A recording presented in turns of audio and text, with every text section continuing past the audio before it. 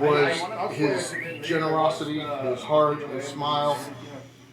He was like a brother to me, like a big brother, and I'm gonna miss him smack me over the head like Gilligan and the Skipper with his hat.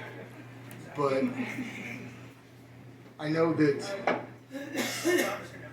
he's in heaven, and Amen. like my dad said, everybody wants to go to heaven, but nobody wants to die to get there. And so when it's my time, Steve, save me a seat. I love you, brother. Amen. Forever. Amen. And the mic's open for anyone that wants to jump up here and say a few words. But I'll get it started. Myself and Laura met Steve 23 years ago when we first came out here on vacation. And we started taking his kickboxing class at his Gold's Gym on West Street. Good time. It was like a family. That club was like a family. And Steve and us, me and Laura, we became friends, and he introduced us to so many people. He introduced us to Annapolis and to America, really. And he's a big reason why we live here today. Now, I introduced Steve to Guinness. The dog or the drink? And he loved these pints of Guinness. He didn't like buying them, but he did like drinking them. But he came to Ireland to visit me and Laura several times while we were still living there. He was at our wedding, he was at my girls' christenings, and me and him toured the whole country.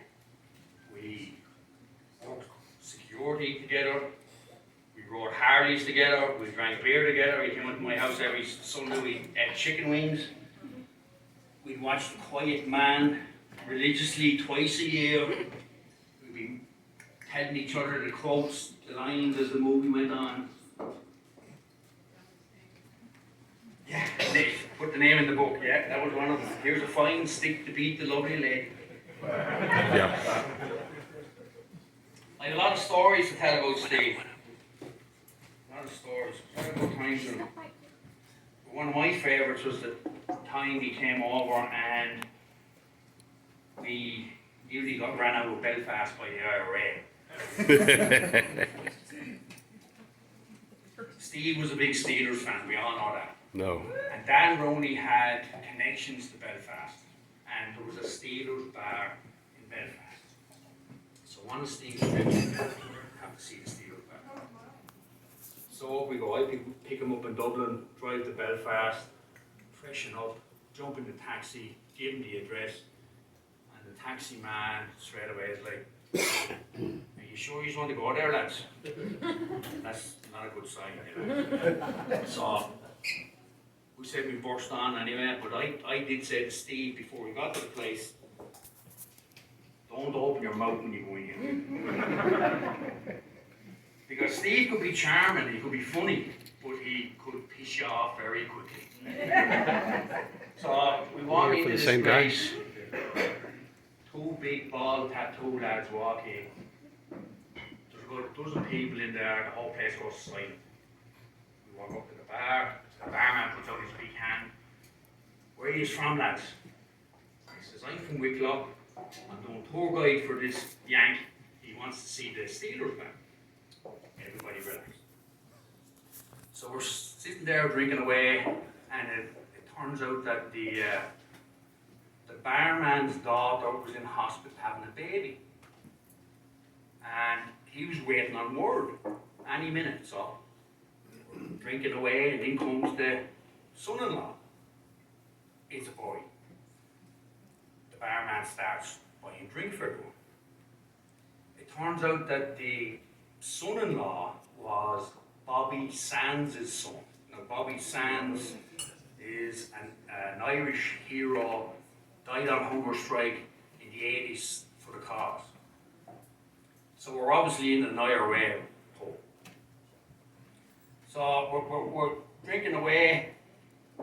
Steve starts rambling around. He's looking at all the memorabilia, all the Steelers memorabilia on the walls, taking photos of the customers. Disappears out the back out to the lounge. And I'm at the bar drinking with Bobby Sands' son. And next minute we hear this unmerciful clapper. Everyone jumps up, runs out the back.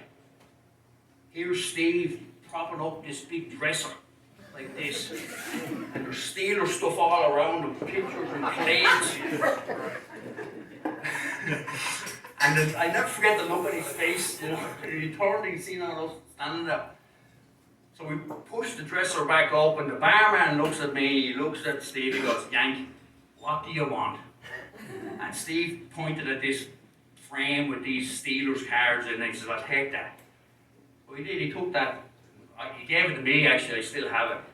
He was delighted with himself, you know. But I thought we were going to get run over Belfast now by these guys. I had some good times with him, a lot of good times with him. I fell out with him a few times, because he would piss you off. Aye. But we always stay good friends, 23 years. Big part of me and Laura's life. Getting back to the kickboxing, the slogan for the kickboxing, Laura's wearing a t-shirt, "You can rest when you're dead." Rest in peace, Steve. Amen. We always used to finish off our conversations on the phone when I was back in Ireland or whatever, even up to recent. Good looking, God bless. Raise a glass now to Steve, please. Good looking, God bless. Amen, Brother Steve. Thank you.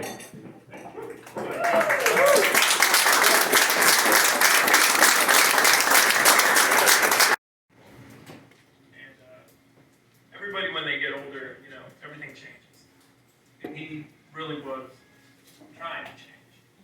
He wasn't the worst guy in the world, you know.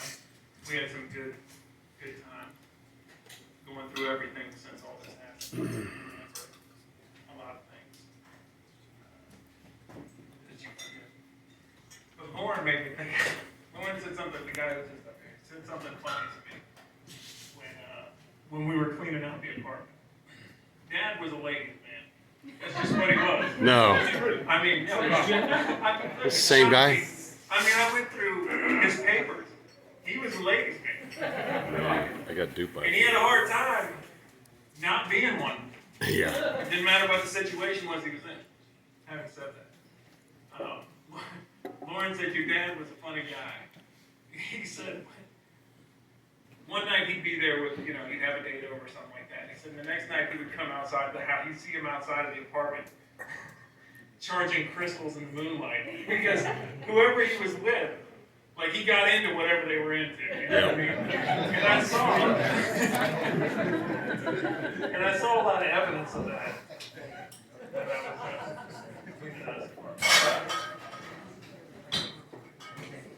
I mean, I'll say this. He had a lot of friends, obviously. A lot of people liked him. He was dedicated to what he did, karate and kickboxing. Once he got off on that, he seemed to be happier. And it seems a little morbid, but I think everything happened the way it was supposed to happen. Amen. You hear about a lot of people that suffer for a long time. And he suffered. He had some problems. But he was someplace he loved to be when he died, with people he loved to be around. Amen. And it happened like that. Amen.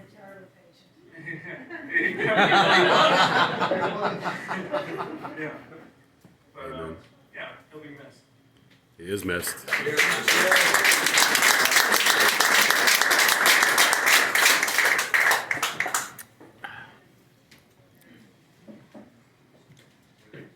Time for music, yeah?